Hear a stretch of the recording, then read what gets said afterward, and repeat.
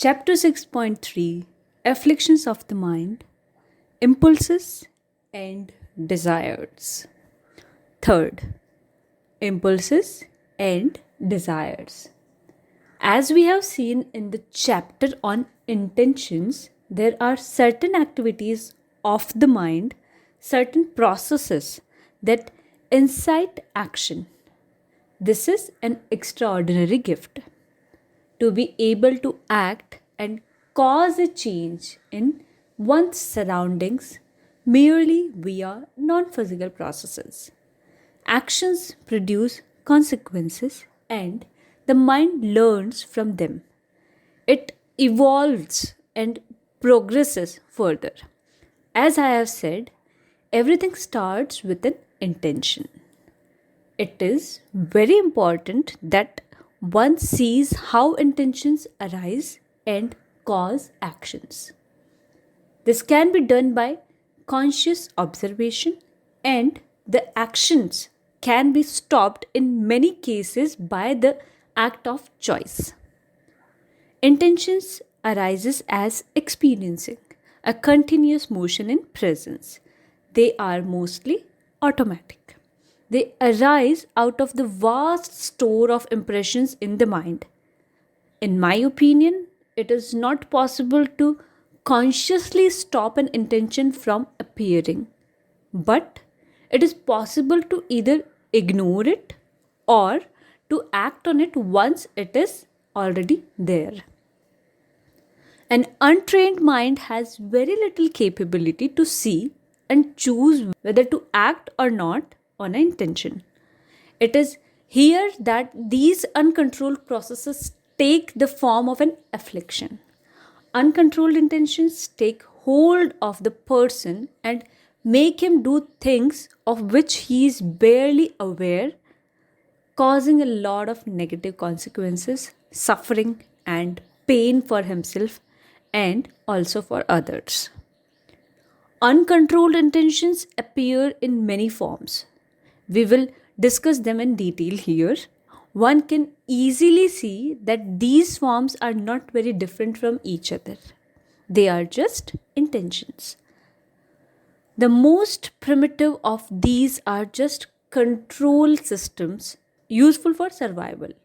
For example, touching a hot object makes one withdraw his hand in a split second.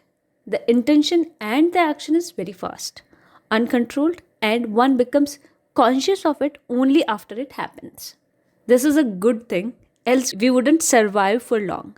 I don't recommend messing with them. Next are the semi psychological hardwired processes of fight or flight, phobias, complexes, and such behaviors. We can call them reactions. In stressful or novel situations, they take over the person. Action results in response to the situation. These behaviors are also there for ensuring survival. Some people, such as those trained in martial arts, have a good control over them, but most of us don't. It takes a hard practice, fit body, and a long time to master these. In our modern societies, self defense has been delegated to certain organizations, fortunately or unfortunately, and dangerous situations can be avoided most of the time by intelligent planning. So, it is not required to master these processes. I would recommend it leaving them alone because once in danger, the body or mind knows best.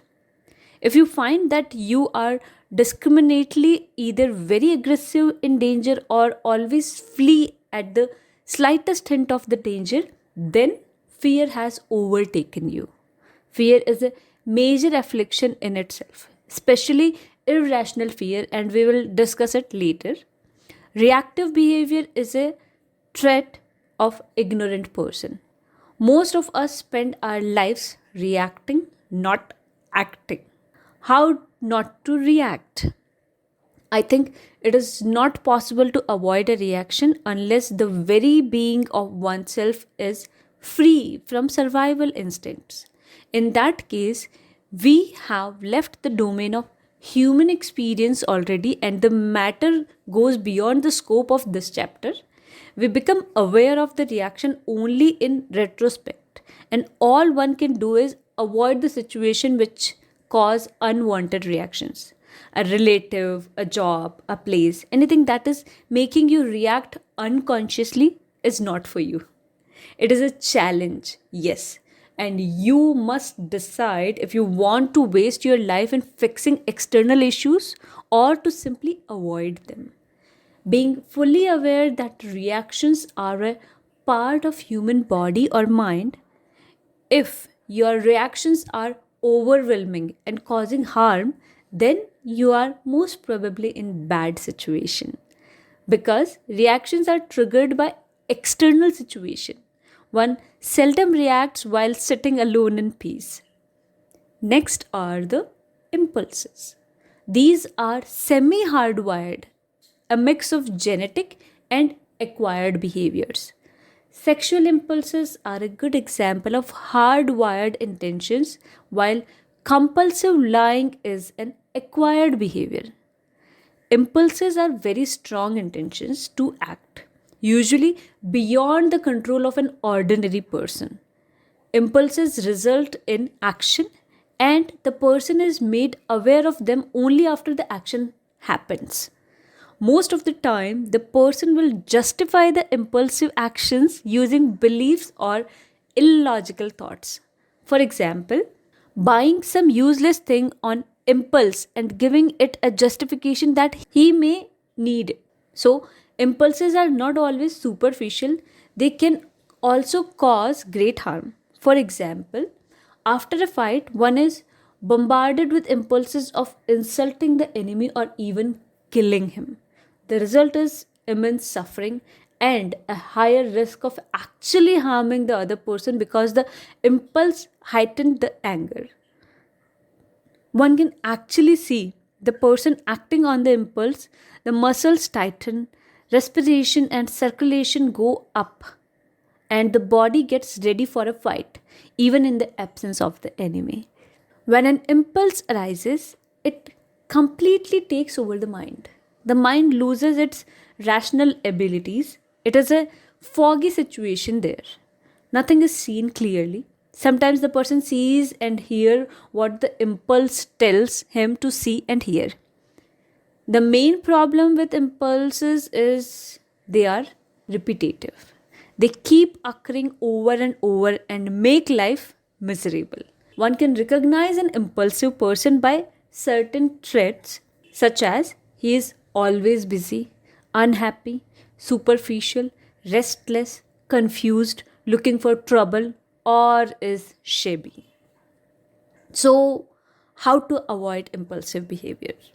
Usually, Mother Nature trains the mind to be less impulsive with time, and impulsive action mostly results in pain and suffering. That's one way, but it is slow and painful, obviously. Since the impulse is recognized only after the action has taken place for an untrained mind, it is best to note it later. Instead of giving it a random justification, just realize that it was an impulsive act. Accept it as it is. This is just a start, but you will find that the impulse will be somewhat weaker next time and will be slower, because somewhere in the mind the structures responsible for it have weakened a bit, as they no longer have the support of a justification. So, not justifying it is a good way to start. Another way is to practice the control intentionally. Suppose you eat on impulse and have an unhealthy weight as a result. It helps to keep the food in plate and not to eat it intentionally and consciously. This slowly trains the mind and the impulse to eat starts fading. This trick can be easily generalized. If you are irritated by a certain person and take irrational actions, it helps to consciously and intentionally face that person and try to be nice. There is another way to set a counter intention, also known as affirmation. A counter intention, when stabilized, arises with a particular impulse and opposes it. So, for example, if you practice a positive affirmation, example, repeat it all the time, that you shall not hate a person who is a source of suffering. When an impulse to hate that person arises, the affirmation arises too. And you become aware of that impulse and can kill it there and then.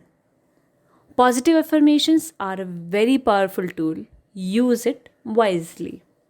These are obviously somewhat mechanical tricks and are recommended when nothing works. However, if you are on a path and have some inkling about self observation, the recommended method to kill an impulse is to simply observe it. One has to be very aware, intently conscious round the clock to be able to do this. When you are so aware, you can catch the impulse in action, analyze it logically, and terminate it if you wish. It also helps to be very aware of bodily feelings because an impulse usually causes perceptible feelings and sensations in the body. And when you are so aware of your body, you know that an impulse is coming. In my experience, an impulse comes as a whiplash. It completely occupies the mind, takes over the senses, and tries to push the body into action or speech. Not exactly a nice feeling. Now we move on to desires, also known as wants or craving. These are mostly acquired as influence of outside environment. Desires are intentions to act or to be or to possess objects or people and are motivated by the ephemeral pleasure such actions cause or once caused. They are also motivated by seeing others getting pleasure out of an act or an object and believing that the same would bring pleasure to oneself. As you must be aware, desires come in millions of varieties, and I'm not going to list them all. Everyone has desires, so what is wrong with having them? Desires are fun, spring us into action, and are agreeable as long as they don't cause suffering and harm. They become an affliction as soon as they cause actions that are harmful, causing suffering or retard you on your path. Strong desires lead to obsessions and make our lives very narrow and shallow. So, I have a desire to live, desire to be happy, and desire to do good for others. Are these desires also afflictions? That's a good question. A better question is, are those stated desires causing suffering when they are not fulfilled? If they are, then they are afflictions. It's not the desire itself that causes suffering, it is the unfulfilled desires. They throw us into suffering. One needs to think about the consequences an action based on a particular desire can cause and then decide whether it is an affliction. One can argue that the desire to live and be happy, etc., are not actually desires because they come built in. They are the desires of the universe. If you will, or in your terminology, these are the fundamental attributes of presence. However, one still must consciously categorize these meta desires when they are causing suffering and retardation in your path. And yes, they can. For example, if you suffer from an incurable disease, say it's very painful and the treatments are simply keeping your body barely functioning, you are just a useless pile of organic matter. This situation is obviously causing huge amount of suffering to you and loved ones. So the desire to live must be given up here. Am I not entitled to a desire? I am obviously free. So, why can't I have any desire and why can't I act on it? Oh, yes, yes, free. The real freedom lies in choosing to execute a desire or to throw it away. If you are compelled to act on a desire, It is not freedom, is it? As I said, by definition, desires are accumulated programs, outside influences. One is not born with desires. Example, a desire to be a doctor or some such. Desires get installed by random occurrences and experiences of life. There is hardly any freedom to choose one's desires. They happen in modern world. Most desires can be traced to TV commercials and such brainwashing activities of civilized societies. Can one not choose to desire something consciously? One can, but then it won't be called a desire because does not fit the definition. It would be a conscious intention, and yes, a conscious intention is better substitute for a random desire acquired from nowhere. If I don't desire, how will I progress? How will I improve? And how will I get things done? This is a frequently asked question, and people are totally confused about it. The answer is simple actually.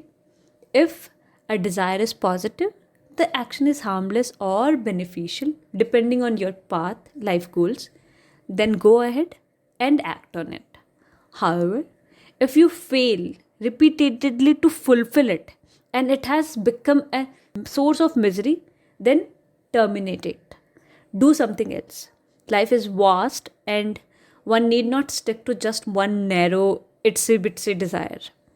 Once it becomes a source of suffering for the self or for others, or is just a waste of time, it's an affliction and it's the right time to kill it. It all depends on your meaning of progress and improvement, etc. If you are not on a genuine path, these words are merely borrowed ideas from others. A monkey see monkey do things. If you are on a path, you will find no desires there. It is just your life to progress and improve. Desires are something that is just distractions on the path of improvement. The definition changes. Please clearly see this. Okay, so how to get rid of those pesky desires? This is an involved affair, especially for those who are not on the path. Firstly, one needs to categorize the desires. There are so many, it can take a while. Are they harmless or harmful? Can they cause suffering or happiness? Are they important or useless? Are they long term or instant, etc. etc. It is recommended that you keep a dynamic list of desires, write them down, old fashioned way, with the most important and necessary ones on the top. A priority list of to do things. Remove those that cannot be fulfilled or are causing pain, and promote those that you see are more important now compared to the past. Assuming that most desires will not take up a lifetime, you will get a very dynamic list, ever changing. Just reading this list will make you aware of things about yourself. It should be easy to see which desires are not needed or are causing suffering. Cancel them, intend not to act on them, plan something else. This will kill them. If they arise again from dead, these are not desires, these are then impulses, and you need to kill them using anti impulse weapons mentioned above. There is no limit to desires. When one is fulfilled, another arises. For some people, life is nothing but an endless pursuit of desires. When to stop or where to stop? The list, if you desire to list them, should show you this clearly. Your mind keeps desiring. What's wrong here? It's the nature of the mind. It has experiences, it has structure, impressions, it has programs, and these produce endless intentions and desires. It is not a problem. The problem is not being aware of the nature of the mind. When desires are let loose, they govern you. You are a slave of desires, and there lies the problem. Can we limit them? Possibly, but I think there is no need. Just become aware, realize that this will happen as long as you are bound to an earthly existence, to a human experience. This realization should propel you on your path. Once one is fully aware of the processes and causes and consequences of desires, one is freed from them. You can either waste your life killing them in wakey a mole fashion or just let them be, not acting on them or acting consciously whenever needed. Lastly, we come to wishes. A wish is a synonym for a desire in common language, but I'm deliberately going to define it as something else. A wish is an intention that lasts for a much longer time compared to a desire. Can be a lifetime or many lifetimes. I'm defining it so just to keep things clear. So we see that the intentions can be categorized based on their time duration. So, from short term to long term, if we go, it's controls, reactions, impulses, desires, and wishes. So, wishes are the long term and controls are short term. Usually, the resulting actions should also follow the same pattern in time. So, a wish is something that can last for years and continues to produce actions until it is fulfilled. Usually, a wish is not replaced by another wish, unlike desires that are endless. Once a wish is fulfilled, you are done. There is another major difference: an unfulfilled wish will not necessarily cause suffering. Wish is more conscious. There is a bit more wisdom it in, and there is more control on what one can wish for. Examples of a wish can be to live a certain kind of life, to discover things, to explore, to rule or earn wealth, to acquire powers, to learn and acquire information, etc. etc. Wishes governs the overall lifestyle of a person. So be careful what you wish for. Can a wish become an affliction? Yes, it is also a construct of the mind and can go out of hand. For example, a wish to be a powerful person, such as a king, can make you assemble armies of dudes who randomly kill people and destroy entire civilization. This lasts for a lifetime and is obviously not fun, especially for peaceful people. A wish can also become an obsession, difficult to get rid of. Even a positive wish, such as to serve humanity or to develop new technology, is a bondage. We are not here to do that. We are here to be free. A positive act can happen, but it need not become your entire life. It's a small sub goal at best. So, if you find that your wishes, as defined, are consuming your entire life, it is wise to become aware of them and limit them. Should not be a problem for a wise person. Well, then, is my path not my wish? No, not by definition, unless you are not clear about it. Wish is a structure in the mind, a program, an intention, a plan to do or get something in one's life. A path is life itself. You don't wish to be on a path, the path wishes you to be on it. Subtle, you see. Notes. First, the impressions are structures formed in the mind as a result of its experiences. They can be genetic, social conditioning, personal experiences in this life, or accumulated experiences of other forms of the self. We will not go into past lives and incarnations here because these are beyond the current experience of most of us. If one has clearly seen that self is only one, it's the same for all life forms, present or past. One can easily infer that all life forms are just incarnations or avatars of the one self. Second, delegation of self defense to other agents in exchange of money, tax, has both positive and negative consequences. Positive because you don't need to worry too much about security and danger. There is an illusion of security which keeps you at peace. The fear of security agencies keeps petty criminals away and makes ordinary people behave better. On the other hand, it makes you totally helpless, incapable of self defense, incapable of fighting or killing others when needed. So, when danger strikes, you are on the mercy of random chances. Third, it works because the brain has a tendency to recall all associated information when in a particular situation. What you're doing here is programming a hook, a link, or an association that can arise as soon as the related impulse arises. Affirmations can be used for general improvement of the self. For example, in overcoming lethargy or inertia, overcoming nervousness and fears of social situations, etc. If you are weak and need some muscle but cannot motivate yourself to work out, an affirmation saying that you are doing so and you are getting stronger helps.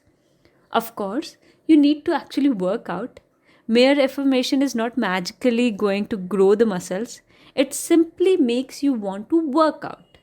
It is best to terminate the affirmations once their job is done, else, they become habitual and take up mental energy.